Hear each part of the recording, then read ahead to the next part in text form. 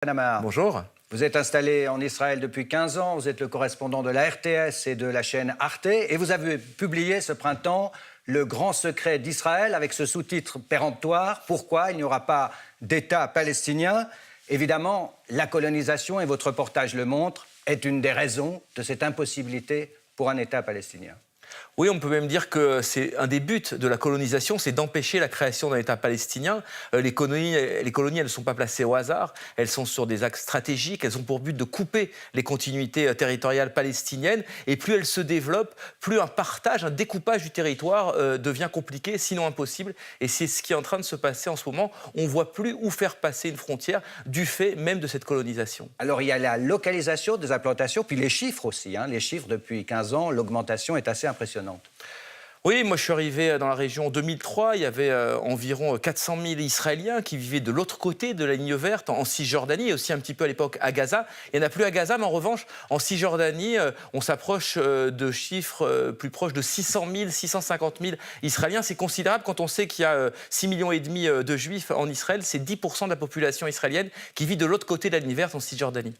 On a entendu de votre reportage cette dame qui se considère comme une pionnière. Elle est là pour des raisons idéologiques, religieuses. Est-ce que c'est le cas de tous ces nouveaux arrivants aujourd'hui? Qui sont-ils, tous ces nouveaux colons en termes de droit international? Alors, il y a une colonie idéologique, essentiellement dans des lieux très chargés bibliquement, comme Hébron, Bethel, Shiloh. Mais souvent, ce sont des colonies de moindre importance. Les grosses colonies, ce sont des colonies économiques, comme Malé Adoumim, par exemple, à l'est de Jérusalem. Ou Gush Etzion. Au Gush Etzion, absolument, dans le sud. On vient habiter là-bas parce que les loyers sont beaucoup moins chers, parce qu'il y a une qualité de vie. On est souvent dans un environnement assez agréable, avec un bon niveau d'établissement scolaire, par exemple. Ou alors, ce sont des villes ultra-orthodoxes, comme Bétar, où les gens ne sont pas du tout motivés idéologiquement, mais ils vont là-bas simplement pour une raison de qualité de vie ou de coût de la vie.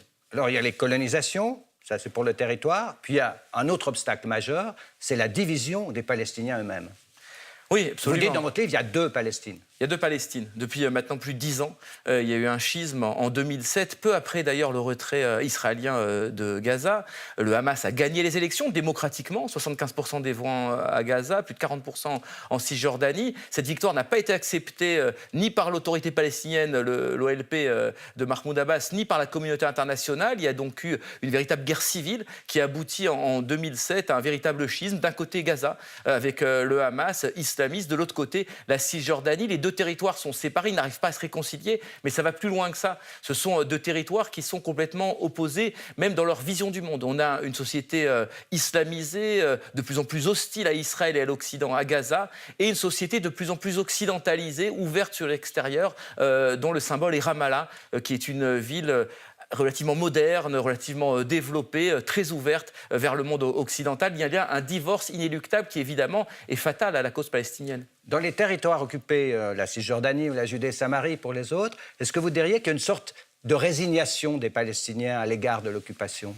Oui, d'une certaine manière, puisque je pense qu'ils ont compris pour la plupart qu'il n'y aura pas d'État palestinien. La colonisation est allée trop loin, Israël est trop puissant, c'est Israël qui impose sa loi dans ses territoires. Il y a aussi maintenant une donnée géopolitique majeure, c'est l'arrivée de Trump au pouvoir qui a choisi clairement Israël comme parti. Il y a donc une sorte d'accommodement, effectivement, des Palestiniens à cette occupation. Ils travaillent beaucoup en Israël. Il y a plusieurs dizaines de milliers de Palestiniens qui traversent tous les jours la ligne verte pour travailler en Israël. Ils s'inspirent aussi dans leur vie du modèle israélien. Je vous le disais, les jeunes s'occidentalisent. Donc il y a effectivement un deuil qui est fait, même si le nationalisme palestinien reste fort. Il y a un deuil de cet État palestinien qui est en train de se faire, de mon point de vue. Vous avez mentionné Trump, évidemment. L'arrivée de Trump, c'est un bouleversement énorme. Énorme. Reconnaissance de Jérusalem comme capitale, suppression de l'aide aux Palestiniens, etc., etc. C'est un bouleversement énorme. C'est un bouleversement énorme puisque Trump prend le parti d'Israël pour une raison très simple. Alors, on l'a dit, il y a un entourage, effectivement, juif autour de Trump, mais il y a surtout le poids des évangélistes. C'est le grand facteur. Les évangélistes ont extrêmement, en tout cas une partie d'entre eux, extrêmement proches d'Israël et d'un Israël biblique. C'est-à-dire qu'un Israël qui va de la mer jusqu'au Jourdain. Ils sont attachés aux lieux saints, à Jérusalem évidemment, mais aux autres lieux saints de la Judée-Samarie biblique. Et donc, il pousse Trump, notamment son vice-président Mike Pence, qui est le représentant des évangélistes à la Maison-Blanche, il pousse Trump à soutenir unilatéralement la position israélienne, et pas la position de gauche, la position de la droite nationaliste. Et au bout, que cherche-t-il ? Mais il cherche, de mon point de vue, à pousser Israël à développer son implantation et donc à terme à annexer finalement la Cisjordanie et de l'autre côté peut-être à créer un État indépendant à Gaza. Alors, on est loin, évidemment, des espoirs du processus d'Oslo. Il y avait eu cette fameuse poignée de main entre Yasser Arafat, le chef de l'OLP, le terroriste, avec Yitzhak Rabin et Shimon Peres. On pouvait croire alors à la fin de 50 ans de conflit israélo-palestinien. On en est loin aujourd'hui, c'était il y a 25 ans, et c'est Antoine Silacci qui nous rafraîchit la mémoire.